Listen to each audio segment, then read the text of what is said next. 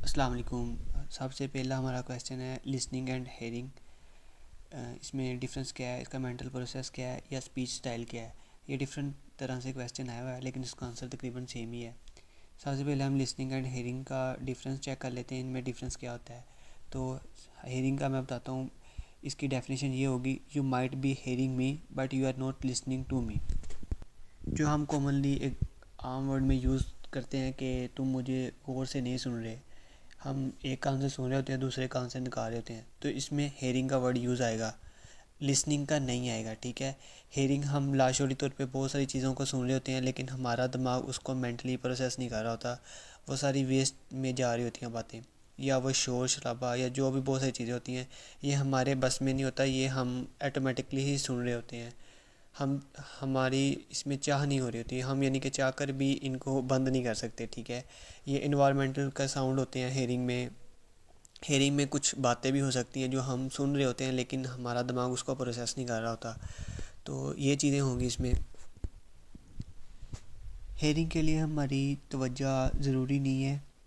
हम बहुत सारा डाटा कलेक्ट कर रहे होते हैं और गैर ज़रूरी चीज़ें हमारा दिमाग ऑटोमेटिकली इसको प्रोसेस कर रहा होता है और निकाल रहा होता है। और इसके लिए मोस्ट कॉमन फ्रेज़ यूज़ होता है hearing with your air, listening with your brain. इसी तरह लिसनिंग अब आ जाती है, इसमें यह है to hear something with thoughtful attention, यानी कि किसी भी चीज़ को तवज्जो से सुनना अपनी फुल कंसंट्रेशन पावर को इस्तेमाल करते हुए। Listening is a mental and active process that requires a multiple sense. Listening is a voluntary act, यानी कि इस पे हमारी फुल तवज्जो मरकूज़ होनी चाहिए, ये बात तो होगी। और इसमें हमारी अपनी चाहत या अपनी चाह भी शामिल होती है। यानी कि अगर हम किसी चीज़ को नहीं सुनना चाह रहे तो हम उस चीज़ को सुन नहीं रहे होते, लिसनिंग नहीं कर रहे, तो उसको हम सिर्फ हेयर कर रहे होते हैं। तो लिसनिंग के लिए हमें अपनी 100% कंसंट्रेशन पावर देनी पड़ती है। ठीक है। जिसके लिए अदर पर्सन चूज़ नहीं करता कि उसने आपको सुनना है। इसमें हम खुद अख्तियार या हमारे अख्तियार में होता है कि हमने उसको सुनना है या नहीं सुनना। तो इसलिए लिसनिंग में ये चीज़, ये सबसे मेन पॉइंट होगा। इसमें अगर आप चूज़ करते हो कि हाँ मैंने सुनना है, तो ये एक एक्टिव प्रोसेस होगा। ठीक है। तो इसमें ये भी आएगा कि hearing without listening is an example of common phrase in one year and out the other, यानी कि एक कान से आया और दूसरे कान से बाहर हो गया। इसमें ये नहीं होगा। इसमें अगर एक कान से आया तो वो दिमाग में प्रोसेस होगा, दूसरे कान से बाहर नहीं जाएगा।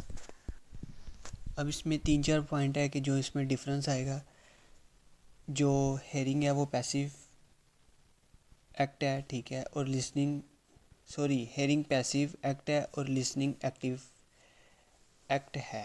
यानी कि हेयरिंग पैसिव इस तरह है कि इसमें हमारे कोई विल पावर यूज़ नहीं हो रही होती, लेकिन लिसनिंग चूँकि एक्टिव प्रोसेस है, उसकी इसमें हमारी विल पावर यूज़ हो रही होती है। और इसी तरह हेयरिंग में इनवॉलंटरी ये दूसरा पॉइंट आ जाएगा, मतलब कि इसमें हमारी कोई एफ़र्ट नहीं रिक्वायर हो रही होती। इसमें हमने चूज़ नहीं करना होता कि हमने सुनना है या नहीं सुनना, मतलब आवाज़ें आ रही हैं या जा रही हैं, डजेंट मैटर। लेकिन लिसनिंग में हमारी फुल एफ़र्ट यूज़ हो रही होती है।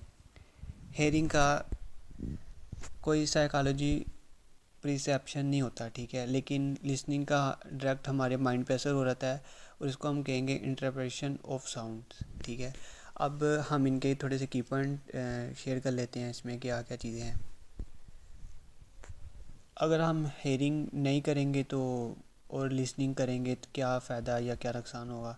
तो इसमें आप खुद ही इन टॉपिक्स को लेंथ में डिफ़ाइन कर देना। मैं थोड़ा थोड़ा करके आपको बता देता हूँ। Create strong and genuine friendship. ठीक है। पॉइंट नंबर 1, यानी कि हम एक अच्छा दोस्ताना रवैया अख्तियार कर सकते हैं अगर हम अच्छे तरीके से सुनते हैं। अंडरस्टैंड एंड एक्सचेंज नॉलेज, जब हम अच्छे तरीके से सुनेंगे तो हम अपना नॉलेज शेयर कर सकेंगे। शेयर मेमोरीज़, हम अपनी यादें शेयर कर सकते हैं। Pass on stories and ideas to the next generation, हम अपनी स्टोरीज़ अगली जनरेशन में कन्वर्ट कर सकते हैं और अपने आइडियाज़ को भी। Resolve conflicts and create better solution for the future. To become a better listener, हमें एक अच्छा लिसनर होना चाहिए।